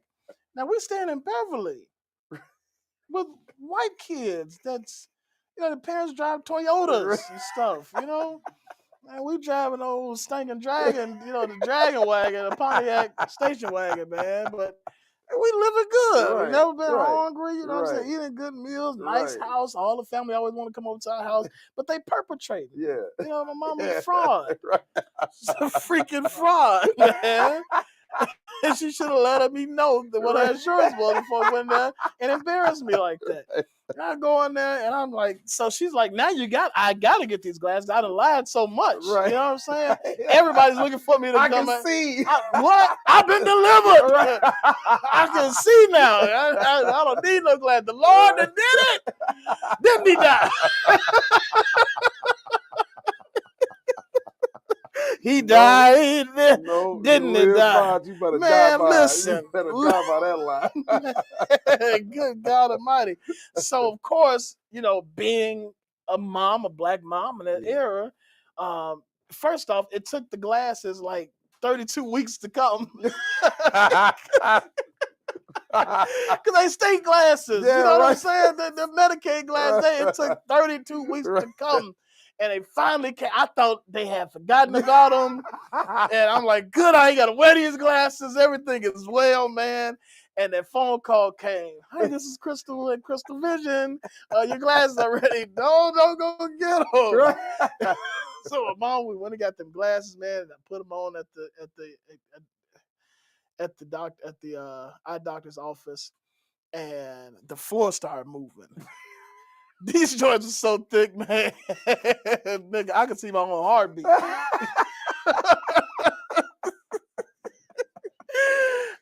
And of course, my mom looked me dead in the face. She said, "Nah, I better not ever catch you with them glasses up." Oh, lady, you don't understand. I'm trying to get rid of these glasses today. You hear me? I gained 7 pounds with them glasses, man. Them glasses are so heavy, and I'm walking around, because the floor is moving on me and stuff. I'm trying to pace myself, and every time she's saying, "Where your glasses at?" Bitch, don't remind me. Oh, you think that messed your vision up? I know it did, nigga. I can't see today.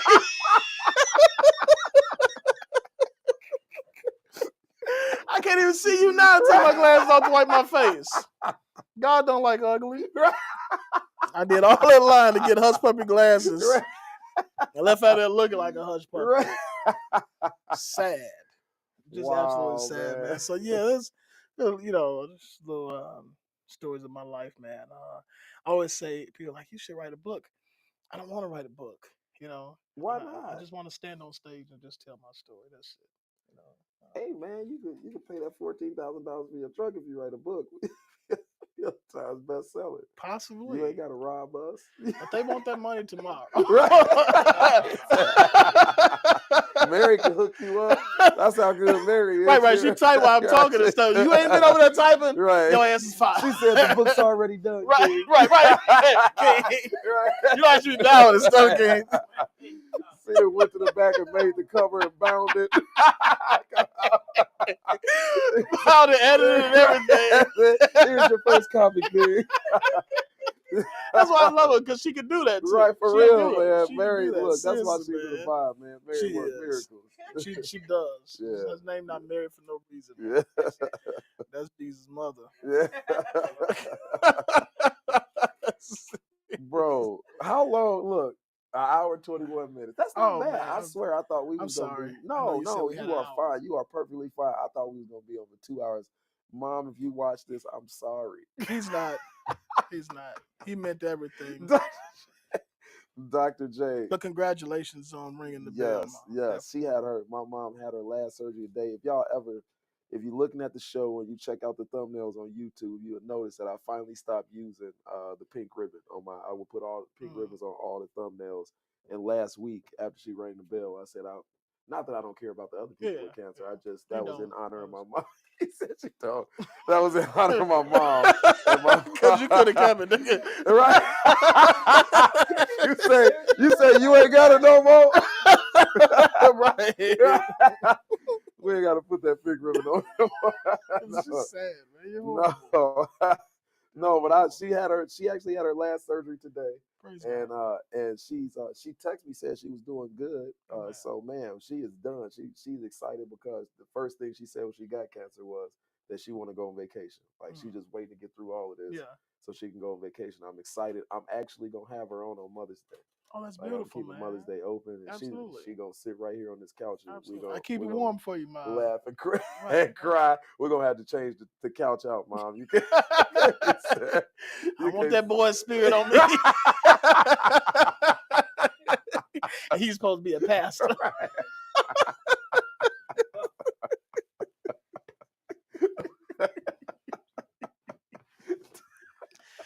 Oh my God! Is this nigga eating cracklings? Bro, I done told him about these pork skins. I done told him about eating these pork skins, bro. Everybody be coming up here. Everybody up here gonna have a heart attack, man. You can't be eating pork rinds, man. Lord have mercy.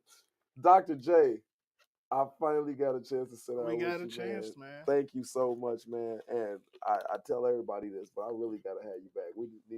I need to bring somebody ugly on the show and just have you come. Listen. When I was doing stand up and stuff, I would invite people to my shows. Like, come on now, especially people in church, because I want to talk to them. Sister Shirley, I get the show. Yeah, I got a show. Come on now. I know pastor doing comedy. It's okay. It's gonna be clean. Come on now. Talk about the whole show, the entire show, man. Because sometimes people just need, that outlet. Yeah. To be real. Yeah. And although, in all seriousness, I know I sat here and I've used some profanity. because vulgar language Yeah. is what we call it, right? Yeah. First off, it's not a sin to cuss. It's Okay. not. Okay. I mean, I'm still getting there, but I It's do like not a sin to it's cuss been my outlet. because cussing are cuss words. Yeah. That's all it is. Yeah. It's just vulgar language. Yeah. So you can call me boy and it'd be offensive. Yeah. Now, if I'm cussing at you and it offends you, then the Bible does say, don't do anything to offend your brother. So if you tell me to offend you, then okay, cool. But if I don't know it offends you and this is, part of my vernacular, Yeah. not because I'm ignorant, Yeah. because I at the age of 8, I read the entire dictionary. Really? So I got a vocabulary Cat out of this Williams? world. Right? I ain't gonna sit on here. This ain't Club Shay Shay, okay?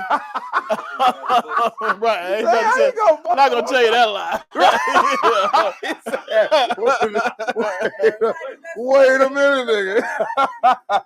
You are not Shannon Sharp. Look at your chair.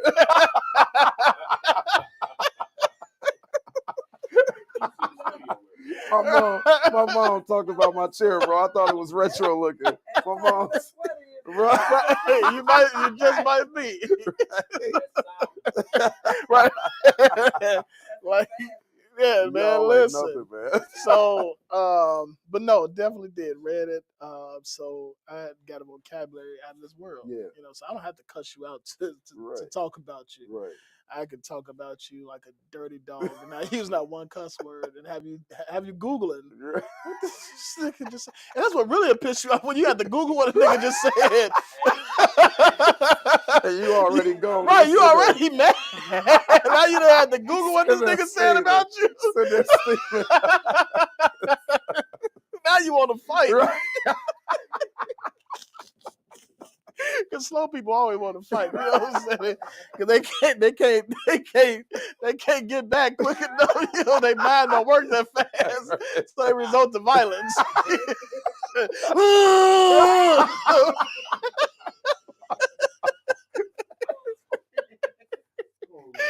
Like, did you just have a retard fit? Oh, my head hurt. Oh my God, man. So, but having that and having the education, the wherewithal, to thrive. Yeah. Cussing is just that. It's a figure of speech. Yeah. Yeah. I think we shouldn't be so caught up, especially when we look at, oh, well, you're a man of God. Yeah. How could you talk like that? Yeah. The same way you eat booty. Keep it real, Pastor. I can't. I mean, come on now. Keep it real, Pastor. Can I tell Bro, you? don't be saying you From like. Peanut Gallery. There's only 2 of us sitting here. Don't be saying you like you. Well, not Ron, with them teeth. With them teeth. Ooh wee. Ooh, Mr. Reed. Them teeth, boy, I know it. Man, cut the show off. I know it. I know it. Boy, if I had a. This nigga just said I got booty eating teeth.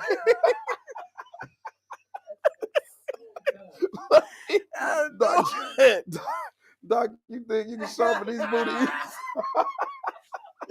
That's how Ron be looking back there.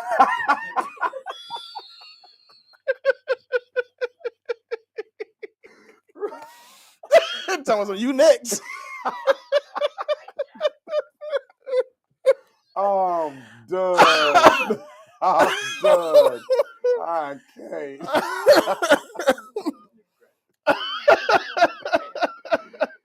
Bro. Oh man. I love you guys. And thank you for letting me be myself. Bro, I got to, man. This is it's funny, man. The more I come into myself, the more like somebody that's comfortable. I feel just go back on that a little bit. Yeah. No cap. The more I get to know myself. There you go. That's a lot better. The more I get to know myself. That sounds real kinky. And You come into yourself? to my own. And I come into my own. I'm comfortable, man. Like everything that like things that used to bother me, like I'm cool. Like I said, I set up. It was a comic up there, man. She called me Anderson Pop.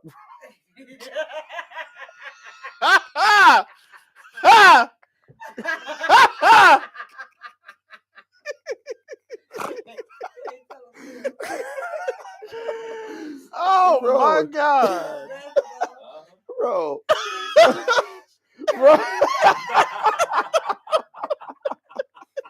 Bro, I died laughing, and that's what I knew. And I was with a woman there too, and I died laughing because I don't even care no more. Yeah, man. It's like you get a why? certain age, bro, and it's like either you gonna take me or you not. That's you know it. what I'm saying? That's like, it. and so like you could.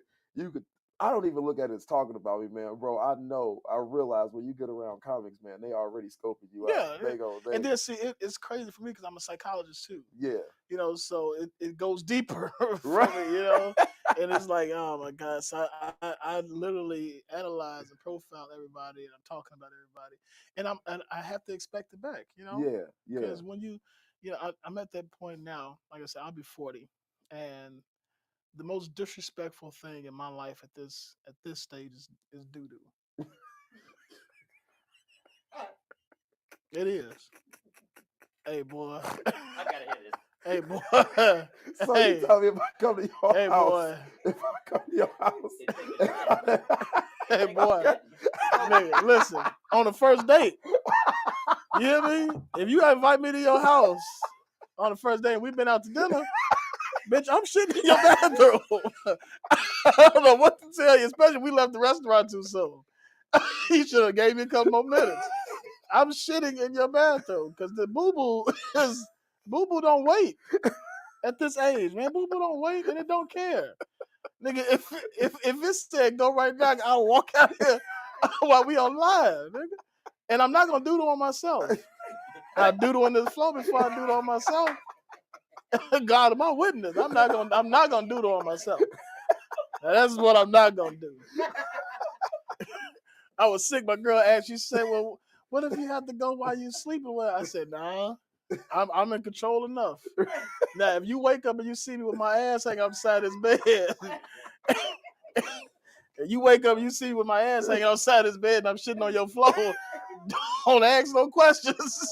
Just know I'm sick. You know what I'm saying? I gotta go. But doodle at this age, man, that's the most disrespectful. Oh my God, boy. I tell you, that doodle is something. No, that doodle, it make you contemplate life. You know, when you were younger, you can hold it in, you know what I'm saying? You feel a little bubble in your stomach, you know how to push it around a little bit, you know what I'm saying? Now, you better not. It's a shitty situation if you do. You better not move that joint around. There's a leak in this old building. Yeah, it's running down your leg. You know, when you see anybody with that doing that slow walk, it ain't because they legs that booty cheek tight up like that. You know, when you're tensing up like that. Happened to my phone? I gotta go. That joke, hey Rob, that joke, when they call that convulsion, when that joint hit you like that, it make you quit jump. Nigga. Driving home, you get booty convulsions. Yeah, man. Hey. You driving home in traffic. Listen, no lie. Look.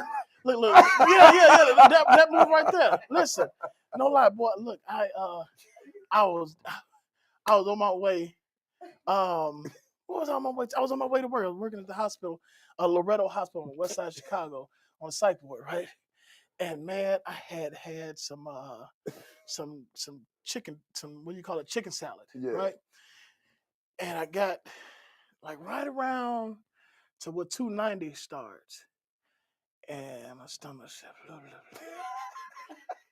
And you was stuck in that 290 traffic? I wasn't in traffic. Okay. Thank God, because it was nighttime. Okay. You know what I'm saying? But I was cruising. It was nice outside. Yeah. I was enjoying the weather, music, and the booty said, I said, oh, wait a minute. It sound right. You know, when you get older, you listen for sounds now. You know what I'm saying? Because that one sound ain't the same as other sounds. So I said, oh, Lord, have mercy. I had to get to the hospital quick now. You know what I'm saying? This is going to be emergency. And so I floored, right? And, man, the state trooper pulled me over. I was doing like 130. Oh. And a badge or not, you know, this is reckless at this point. Yeah. You know, where you on your way to? But luckily, Doodle was on my side at this time. Because the poop came out. And it wasn't doo-doo. It was, see, a fart is a turd's whistle for a right away.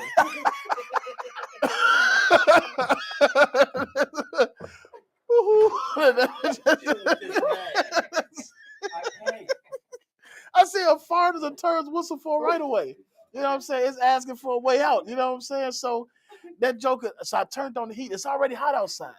I roll up the windows and I turned the heat on in the car, right? Just to intensify the smell. Yeah. Nigga, it smells so bad in there. I was crying, right? So the state trooper walked up to the window and I let that window down. That fart came out there and hit that nigga in the nose. He said, "Sir, go on ahead. I already know what's wrong with you."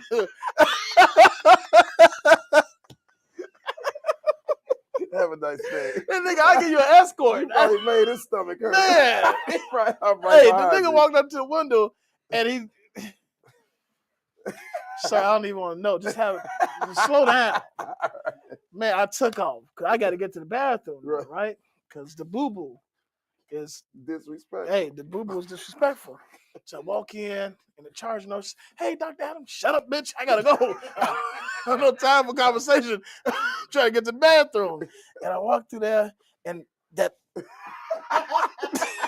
you know, when you walk in, you have to stop and lock that joint back up.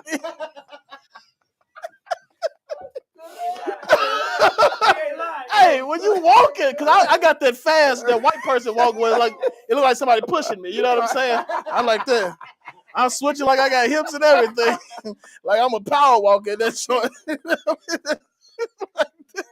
Down the hallway, like I'm doing a wheelchair. I'm trying to get to the bathroom. And that boo-boo said, in the middle of the hallway. I lock it back up, right? I made it to the bathroom, and this when you know you gotta go. I couldn't lace the toilet. Brother, that's real. That's boo-boo. No, bro. Hey, that's boo-boo. Bro. I had no time to lace the toilet or nothing. So I took a wad of tissue and I spit on it. And I wiped the toilet seat. Yeah, I ain't lying, man. Listen. I took a wad of toilet tissue and I spit on it.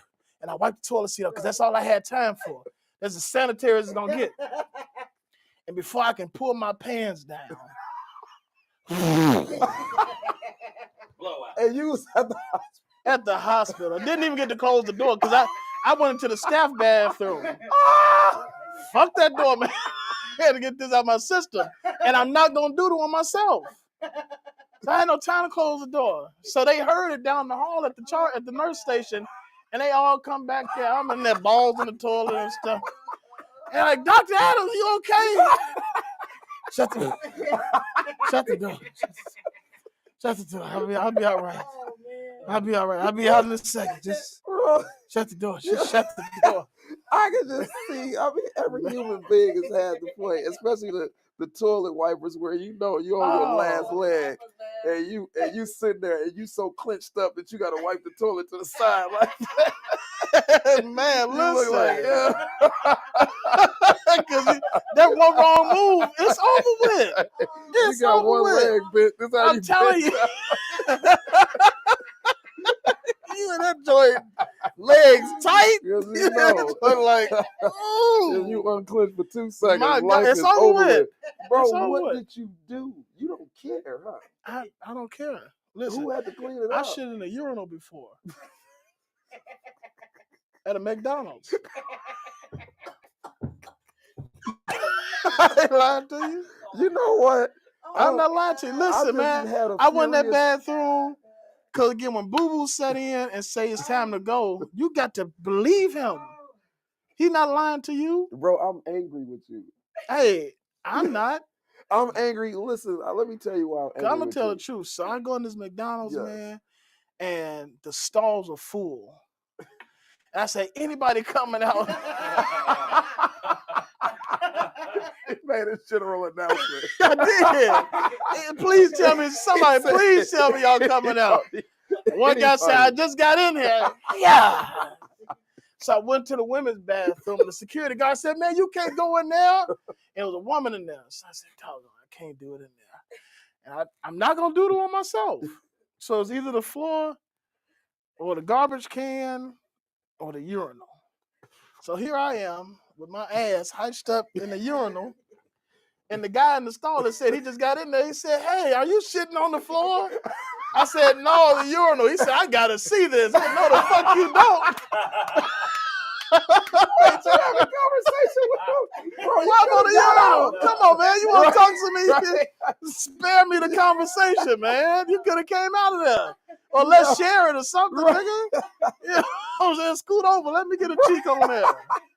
I got to go, man. Bro, the Doo-doo reason on- I'm mad at you, I was at all But the those. best place Go ahead. to doo-doo is, especially if you're on the road, Yeah. the guardrail. It's the best toilet ever. It's the best outside. Nobody can tell you doing it. The state trooper was able to tell. Because I got unfortunate luck, right? So I'm sitting there, legs swinging and everything.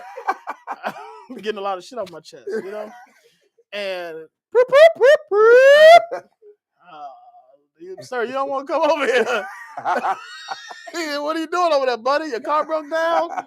No, nigga, my stomach broke down, you know? And he said, "Are you shitting?" Man, thank you, Captain Obvious. Well, yes, I am. I mean, but the guardrail, you put your booty right over it, and right to where your knees at, and you just let it all hang out. Preferably, you got some tissue or something with you. If not, a sock is a good a sock. But if you don't want to go home with one sock, especially if you're married, you don't want to go home with one sock, so you have to use both of the socks, or at least take the other one off and throw it away. Especially if you married. Yeah, because she gonna ask you, "Nigga, what was you doing that you got one sock on?" How do you explain to your wife, "Baby, I shit on the guardrail"? You don't even want to have that conversation. You know what I'm just saying? feel like you lied. Right? You should know. Yeah, you was with some hoe. You know that's exactly what that's gonna turn into. So you like, I just get rid of this other sock. I don't need two socks. Socks overrated. You know what's funny is that I got two things because I told you I'm angry with you because I went in AutoZone one day and I asked the dude. I had gone to the bathroom in this AutoZone and I go in there. I just got off the highway right on Indianapolis Boulevard, bro. I was stuck in traffic. I had to go bad. I just had to pee. Yeah. And so I said, "Man, can I use your bathroom?" He said, "We don't have one." I just said, "Okay." And so I stood there, and then it got to the point where I had locked up. I was sitting there waiting, and I was standing at the register like this. I said, "Bro, please." Please. I said, "Man, come here, man." I said, "I know you got a bathroom." You tell him to come here. Because he was back trying to find somebody's parts, and I wanted to wait. And I'm an embarrassed type of person. Like, you just free. I'll be embarrassed. So I waited I waited till the other person walked away. And I saw once they walked away, by that time I said, "Man, come here." Yeah, man, I know you got a bathroom. He said, "Man, people are always messing it up, man." I said, I promise I ain't gonna mess it up. I'm not gonna mess it up. But you people, bro. You people, I will clean up behind myself, bro. Because you never know. Because I know for me, again, I have OCD, so not having it clean is, it's traumatic for me. Yeah. So I can only imagine that for the next person. I would clean up so the next person can have the next. Because you don't know when doodle hit the next person. You never know. They might tell me they know restroom. Right. or they might get in there and they have to sit in your mess. Right. It's gotten to that point sometimes where you just don't care. I do a little doodle on my booty cheek. I got to go. It's like, it is what it is. You got to do it. I forgot what my other point was. You got to go. You got to I go. forgot y'all. Like, man. Thank you for watching my last show. This has been the V&O. Look, man, we get everybody. I don't even want to let you sign the board. You got to sign the board. Everybody that comes into the Vibe Studios.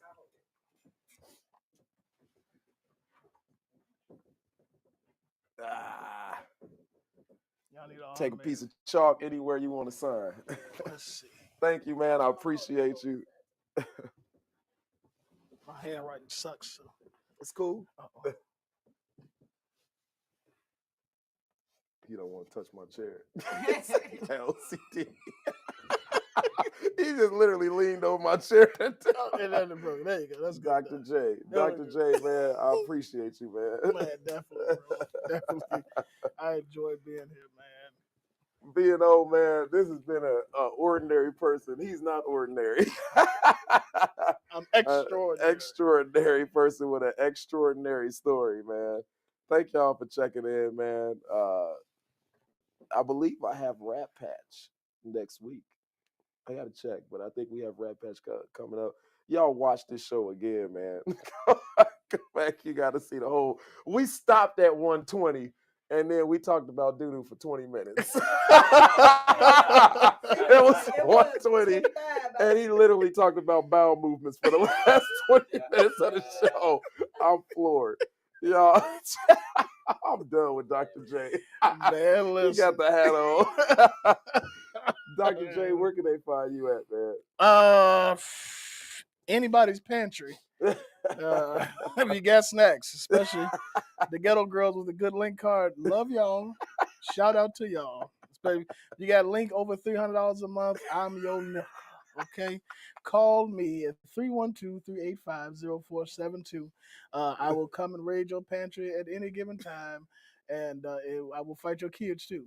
I will fight your kids over fruit snacks, over the zoom zooms and the wham whams. Especially if your kid is a little cockeyed, slap his eyes straight for you.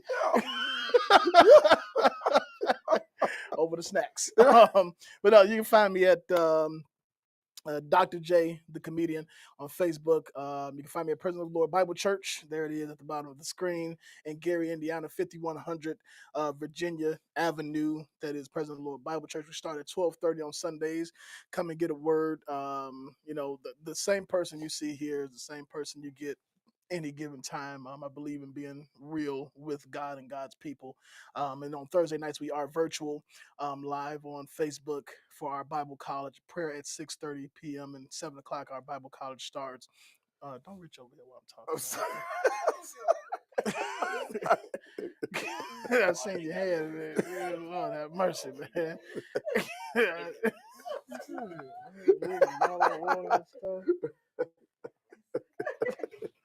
Lord have mercy. Well, light-skinned people, y'all something else.